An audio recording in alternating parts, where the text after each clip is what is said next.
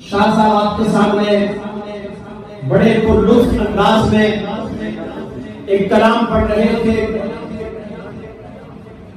وہ کلام جب ان کی زبان سے نکل رہا تھا آپ کے کانوں کو اور آپ کے دل و دماغ کو محسوس کر رہا تھا. میرا ذہن ایک واقعے کی طرف گیا کہ مدینہ کی طرف ایک قافلہ آ رہا ہے اور اس قافلے میں ایک شخص جس کا نام عبد الرحمان ہے اور جامی کے نام سے مشہور ہے، وہ بھی شاعر تھا، نعتیہ کلام پیش کرتا تھا. اب اس نے ایک کلام تیار کیا ہوا تھا، سفر میں وہ راستے میں وہ کلام پڑھتا آ رہا ہے. ابھی مدینہ نہیں پہنچا، مدینہ کے گورنر کے خواب میں سرکار دو عالم صلی اللہ علیہ وسلم آتے ہیں. نبی علیہ السلام اس گورنر سے کہتے ہیں کہ یہ شخص قافلے میں آ رہا ہے، عبد الرحمان جامی اس کا نام ہے، جاؤ اسے کہہ دو، اسے پیغام پہنچا دو کہ اسے وہ مدینہ نہ آئے، اس کے مدینہ نہ آنے کو روک دو. عبد الرحمان جامی کے لیے جب یہ گورنر جاگتا ہے اپنے پولیس اپنے کارندوں کو بھیجتا ہے، جاؤ اس قافلے میں عبد الرحمان نامی شخص ہے، اسے مدینہ آنے سے روک دو. وہ اسے جا کر پیغام دیا جاتا ہے کہ تم نے مدینہ میں داخل نہیں ہونا.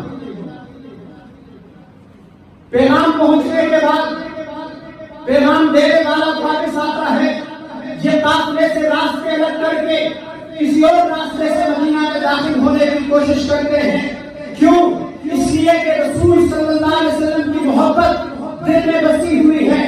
اب پھر اگلی رات میں پھر وہی خواب آیا، وہی پیغام، پھر اس گورنر نے صبح پھر وہ داروغہ یا وہ جو پولیس یا وہ کارندہ بھیجا، پھر منع کر دیا. تیسری رات وہ دوسرے راستے سے پھر آنا چاہتے ہیں. تیسری رات پھر خواب میں غصے کے عالم میں کہا گیا کہ تمہیں میں نے کہا تھا اس کو منع کر دو، یہ پھر آ رہا ہے. اب کی بار جا کر اس کارندے نے، اس داروغہ نے، اس پولیس والے نے مجبور ہو کر اسے گرفتار کر دیا. چوتھی رات حضور اکرم صلی اللہ علیہ وسلم پھر اس گورنر کے خواب میں آتے ہیں، اسے کہتے ہیں میں نے تمہیں منع کرنے کو کہا تھا، تم نے گرفتار کیوں کیا؟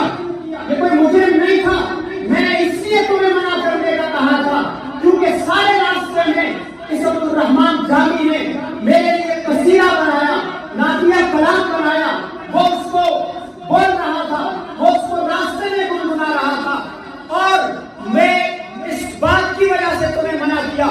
اگر یہ میرے روزے پہ پہنچ جاتا اور وہی کلام اسی درد کے ساتھ اسی محبت کے ساتھ اگر بیان کرتا میرے روزے پہ، ایسے ممکن ہے کہ میں اس کے محبت کی وجہ سے، اس کے کلام کی شیر کی وجہ سے میں ہاتھ ماہر کرتا اور اس حساب کو صافہ کرتا. جاؤ اس سے معافی بھی مانگو، اس سے اس کی گرفتاری پر معافی مانگو اور صرف اتنی گزارش کر دو کہ عبد الرحمان تم اگر میرے روزے پہ آ گئے تو مہربانی کر کے میرے روزے پہ یہ کلام نہ کہنا. لوگوں نے ایسی محبتیں پیش کی. اللہ تعالیٰ یہ محبتیں ہمارے سینوں میں بھی بھر دے، ہمارے دلوں کو بھی یہ محبتوں سے روشناس فرما لے. میں مختصر وقت کے لیے دعوت دینے جا رہا ہوں.